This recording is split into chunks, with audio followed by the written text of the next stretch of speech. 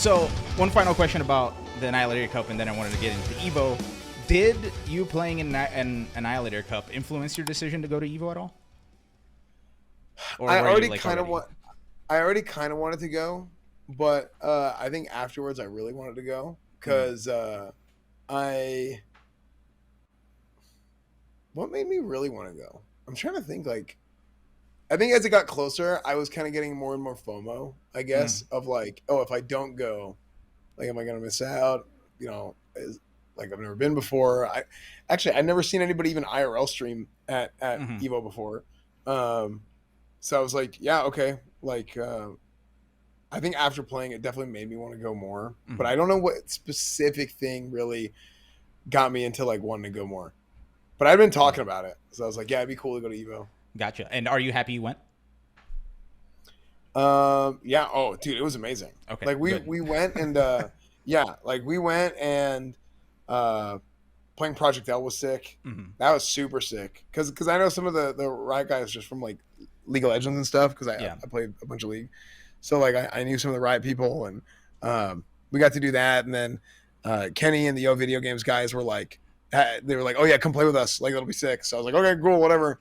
And those guys were awesome. So and that's one thing I noticed about like the entire like pretty much everybody was like overwhelmingly like welcoming and everybody's super nice and cool. Like, it's like, oh, there's somebody who's like not a fighting game streamer is here. Like sick. Yeah. Like they know we exist. Like that's like that's like literally people were like they would joke about it. It's like, okay, cool, like new people are coming in. Because Yeah. I think a lot of people are always scared of like it's a universal thing. I don't think it's an FGC thing. Um, Nobody wants to feel like they're playing a dead game, or nobody wants to Hmm. feel like they're playing a dying game. Yeah. So that's why people always talk about game X or game Y is dying, even if it's not. It's just that's like a big fear for a lot of people, Hmm.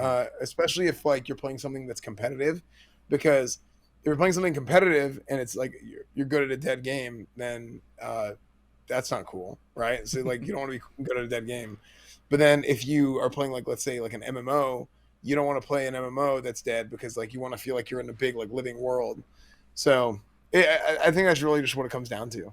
It, But I think that was like super cool how welcoming and um, like nice and friendly everybody was. So yeah. No. And Die by Sword in the chat said what I was gonna say is that the FGC is basically everybody playing dead games.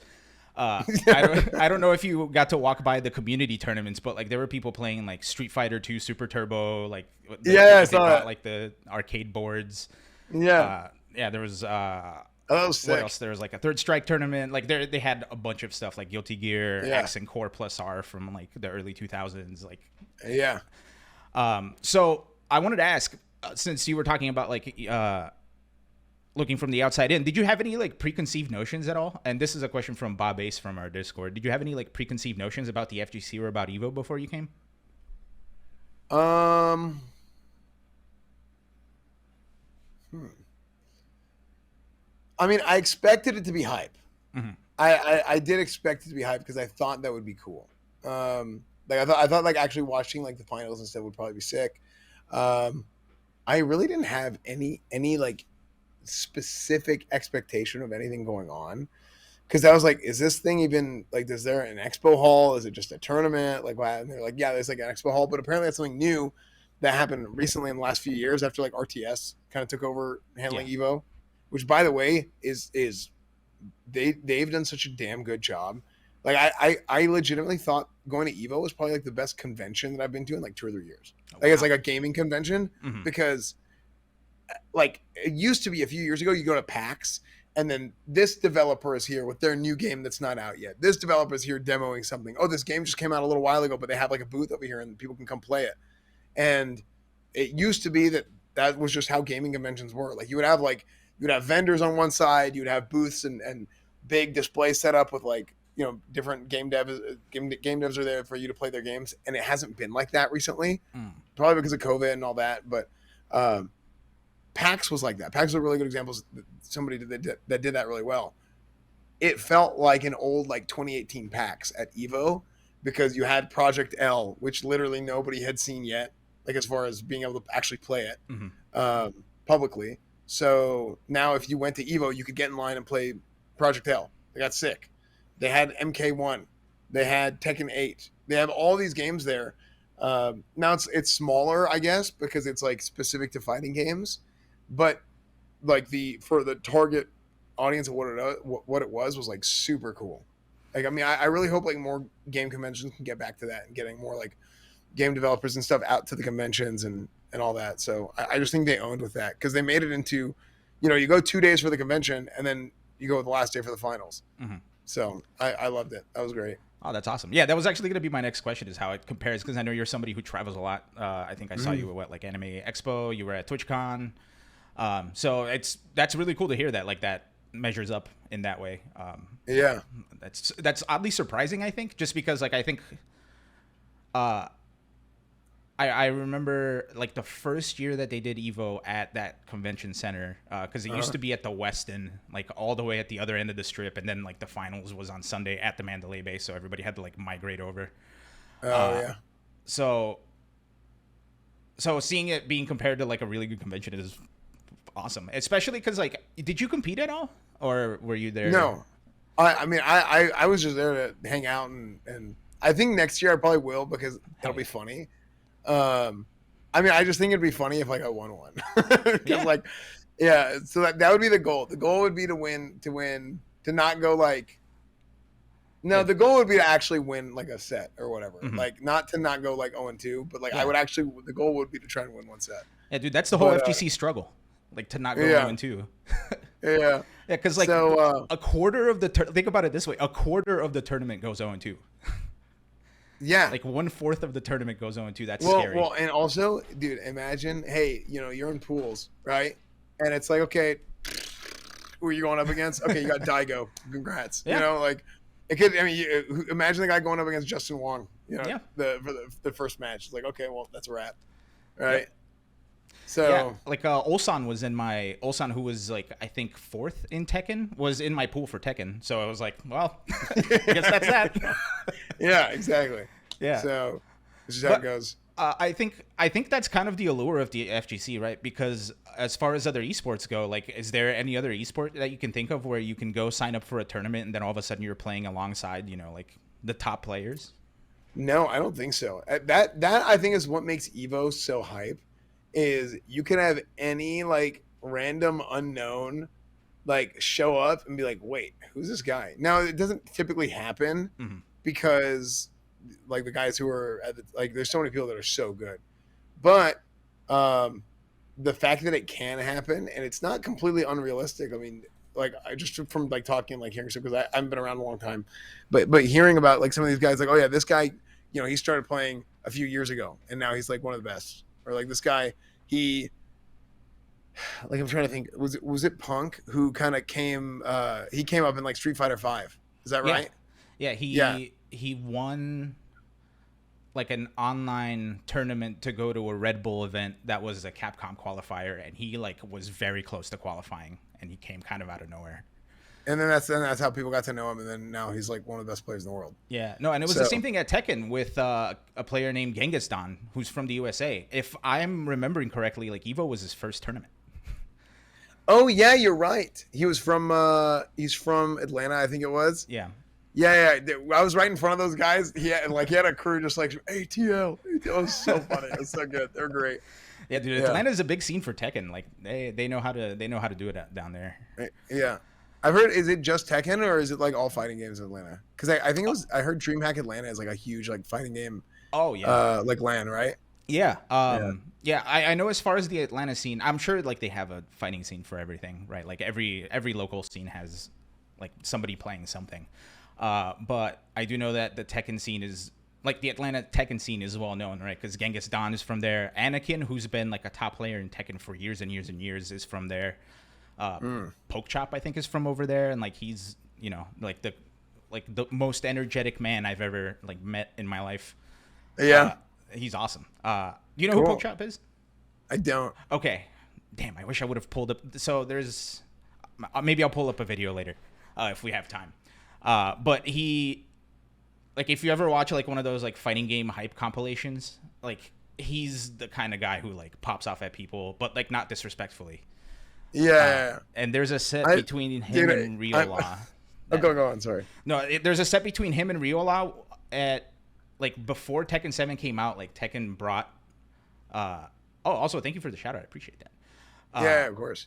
Tekken brought out a copy of Tekken 7 before Tekken 7 was released to Final Round, which is a tournament that happened in Atlanta, and two people who kind of had beef, but not really. Like it was like a fun video game rivalry. Was Rio Law and Poke Chop, and like they just started playing, and like the entire time they were just popping off at each other, and it was like the funniest thing.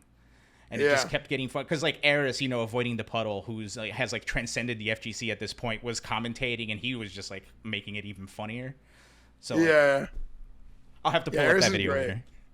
I don't think I've ever actually interacted with him directly, but Eris is great. He's super funny. Yeah, dude. I can imagine him making that situation so much like worse for the better. So, yeah. Just feeling the fun. Dude, I got to meet him at an EVO. And I went up to him and I was like, "Hey, my personal account is BlueFire132. I hang out in your chat." And he goes, "Are you the fucking idiot that I banned yesterday?" I was like, "No." Like he confused my name with somebody else. And ever since then, like every time we saw each other at tournaments, we say what's up and we catch up a little bit. Yeah, he's like, "Oh, you're the guy I didn't ban." Yeah. So coming in as a spectator, like on Saturday, like when we weren't necessarily at the arena finals, like were you able to enjoy the tournament like from a spectating point of view? Like what aside from the convention side of things, like did you like what did you do? So I came in about 20 minutes. I was a little bit late, but I came in about 20 minutes into maybe a little bit longer actually. I came in a little bit late into Marvel vs. Capcom. And then I'm like, what the hell? Zero's overpowered for like 2 hours straight. And then no, but for me, because I was streaming and I'm like, okay, is this something I can stream? Like, is this like gonna be good to stream? Because people like they watch it and they react to it, right? Yeah. But is that gonna be if I have a camera here? I'm like, hey, is that gonna be good? And so, and it actually was. People loved it. Yeah. Because they got like that sitting in the stands experience, and for me, I mean, they actually gave me a media pass. They hooked me up with a media pass, so I got to sit like, I mean, I sat on the ground almost the whole time, so I was like sore. Like I think that's when I came and said hi, like you were just sitting. Yeah, actually, it was I think it was early on, but it was early on in the day, right? Or was it maybe whenever I went? I think it was like right after Marvel. Yeah. So anyway, I'm sitting on the ground and I'm like, okay, like I'll just sit over here because I don't want to like get in front of anybody or whatever. And like, obviously, like so I would just like get the shots, and then I would like talk in between, and I would just like film the screen. So I want to figure out I want to figure out a way to do it better next year, but I don't know if I need to do it better because people just love that so much. And I made some YouTube videos on the stuff at EVO, and the editors did a great job like putting those together and.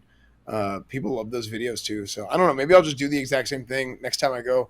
But I really, really enjoyed it, and I mean, it got to the point where I was like, all the other like videographers and photographers were like getting up, and I'd be like, all right, I'm just gonna act like a video guy. I'm like, I would just walk in front. I would go like randomly ask people questions, like interview them. Hell yeah. So, yeah. No, I think this is something you brought up. Like, I think very few people like have done like an actual like IRL stream. Like we have a couple of people who do it. Like I think Stupendous is one of them, and you can always see them like carrying like a big like Osmo grip. But I think you were like the first person who like was there to stream, right? Like everybody else is there to play the tournament, and then they stream on the side. And then they also stream, yeah. So seeing that, and like I watched the YouTube chat, like whoever's your editor is like hilarious, right? Like the first shot, like the first video I saw was like you standing there and people like, oh, we're looking for someone famous. That shit was funny. But yeah, like seeing like people be properly introduced to what the FGC is, like, because I feel like the FGC kind of gets a bad rap on Twitter, and rightfully so, because it's just a bunch of people arguing all the time. Yeah. But then seeing like the actual every game though. Yeah.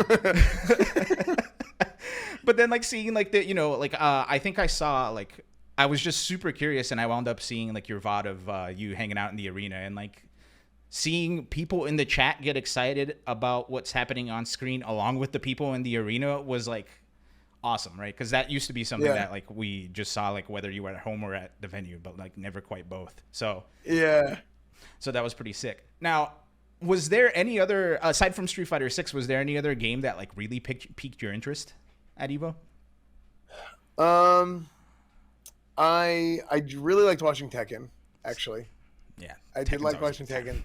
So I'll probably get into Tekken whenever Tekken 8 comes out. Mhm. Um, Mortal Kombat was cool, but I didn't get to actually watch much of it. Um, but I got to play a little bit of MK1, and Mhm. Mortal Kombat's another one of those games where it's like, you play it occasionally growing up or whatever, but like Yeah. I had no idea what I'm doing. Um, but Mortal Kombat is another one that I always thought was cool. Um, I'm trying to think what other games did I think was like, oh, that looks cool. I learned about games. Like I, Mhm. I didn't really even know about Guilty Gear. Like I'd Yeah. heard the words Guilty Gear together Mhm. before, but I didn't really know what it was. And so seeing Guilty Gear, I saw a little bit of it because I had to. I think actually I did 2 streams. I left and I had to recharge batteries and went live again. Mhm. So I didn't get to watch much of it, but I basically learned about that and that looked kind of cool. So yeah, I mean, I would say the big ones were Tekken, Mortal Kombat, and um, Street Fighter, obviously. Mhm. You know what else I always really, really liked was Killer Instinct. I was Oh at Killer yeah. Instinct was sick, but I feel like is the Killer Instinct not as popular? I guess right now. Yeah. It's difficult because since it was an Xbox One exclusive, not a lot of people got to Yeah. play it when it first came out. But now that it's out on PC, people started playing it. And I don't know if you saw, but they announced that they're actually doing another patch for it for the 10-year Yeah, I saw anniversary. that. Dude, Yeah, that so is I was like, wait, what? sick.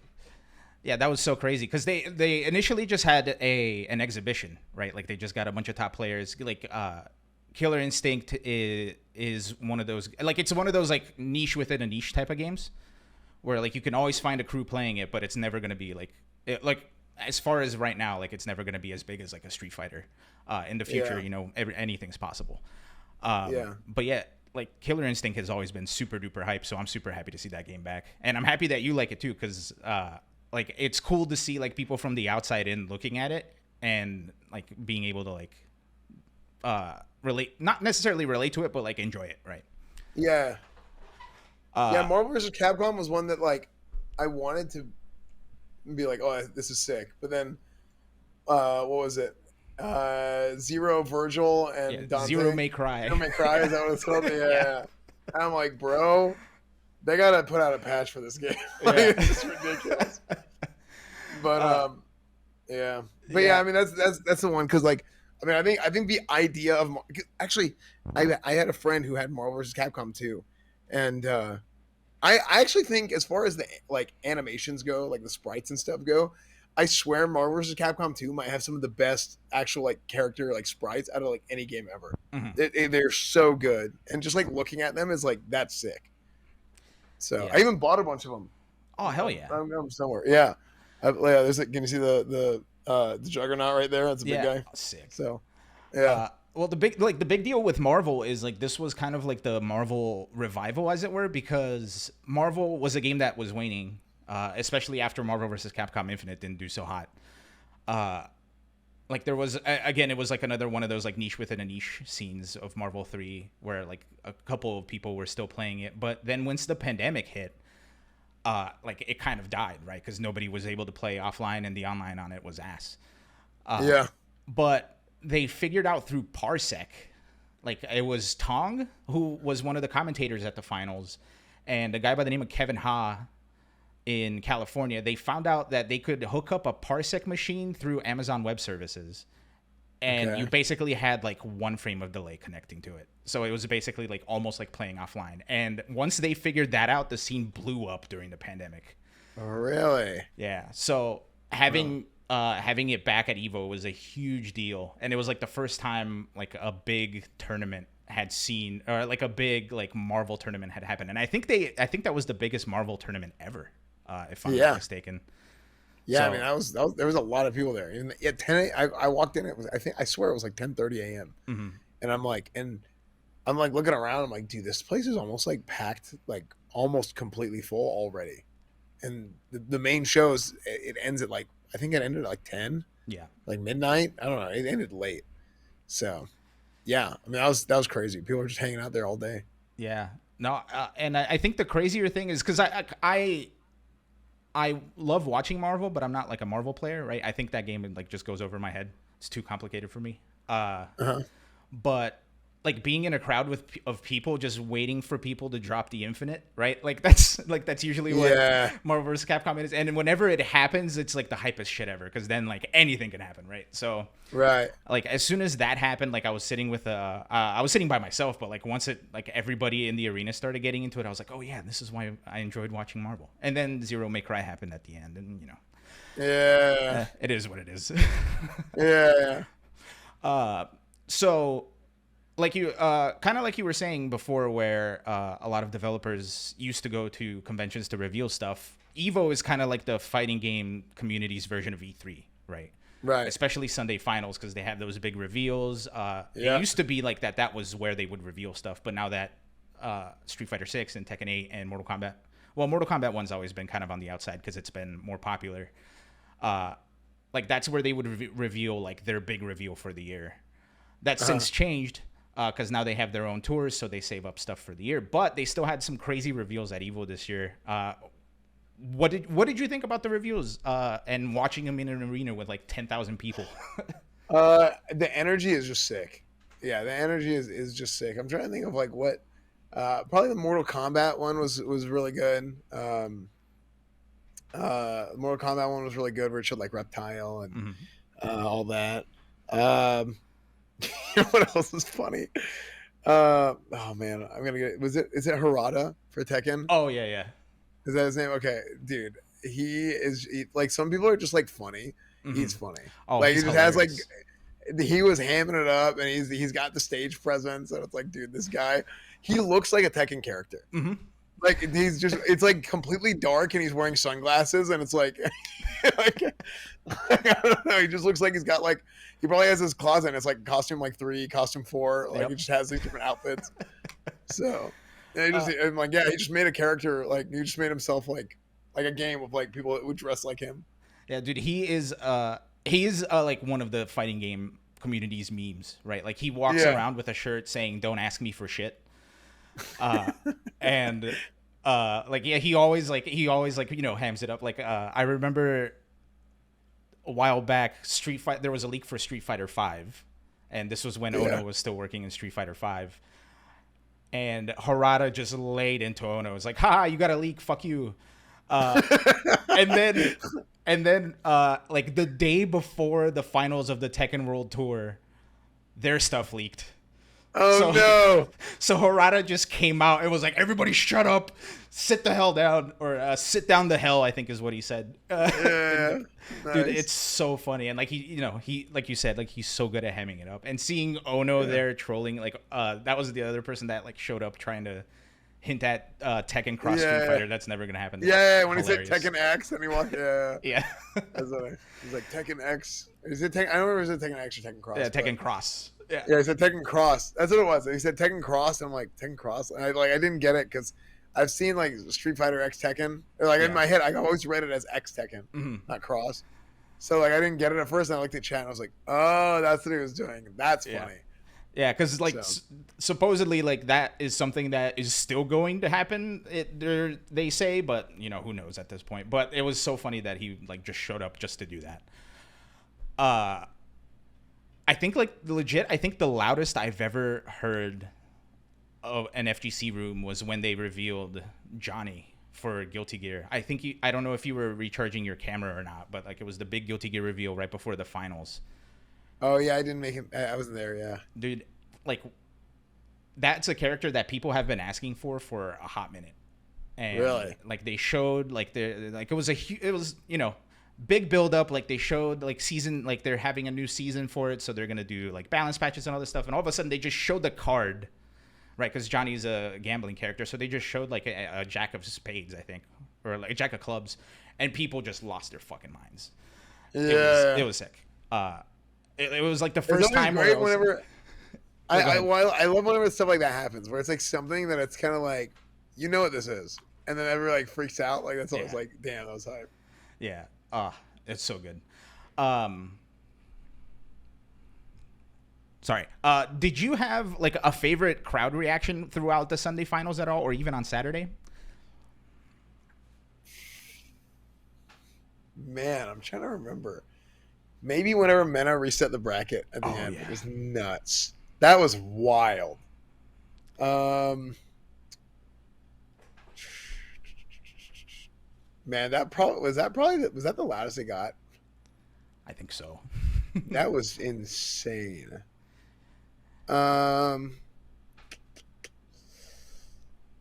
oh yeah, yeah. There was also like the guys cheering for Genghis Khan was actually funny Oh too, yeah. as far as crowd reaction, because it was like a whole like crew. I'm assuming they were all from Atlanta, and Mhm. them just cheering ATL the whole time was great. So that was a good one too, but that was like a smaller one, but it was like an instance. Yeah. Yeah, I would have to say probably resetting the bracket. Mana resetting the Hell yeah. bracket was like insane. Hell yeah. And then in sorry, I just dropped some shit. Um in general, like did you feel like any difference between hanging out with the fighting game community as opposed to like maybe some other communities or like attending other esports or cons? Like what's your general like takeaway? Mm, like comparing it to other cons and stuff. Yeah.